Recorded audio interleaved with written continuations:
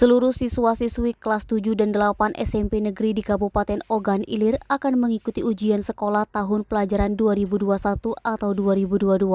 Menurut jadwal pelaksanaan ujian sekolah akan berlangsung 6-10 Juni mendatang. Meskipun penyelenggaraan ujian sekolah serentak dilakukan di Ogan Ilir, namun media yang digunakan di masing-masing sekolah akan berbeda satu sama lain.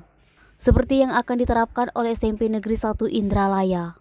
Sekolah yang berstatus unggulan di Ogan Ilir ini akan menggunakan perangkat elektronik untuk pelaksanaan ujian sekolah. Kepala SMP Negeri 1 Indralaya Herlina mengatakan, perangkat elektronik yang dimaksud itu berupa handphone, gadget, laptop, atau komputer. Para peserta ujian nanti mengerjakan soal yang akan kita berikan linknya di grup Telegram masing-masing kelas. Mekanisme pengerjaan soal ujian, peserta membuka link yang diberikan dengan menggunakan email aktif. Masing-masing peserta hanya boleh mengerjakan soal satu kali dan tidak ada pengerjaan ulang atau perbaikan. Adapun waktu yang diberikan kepada peserta ujian yakni 90 menit. Eti, Sumeko TV melaporkan.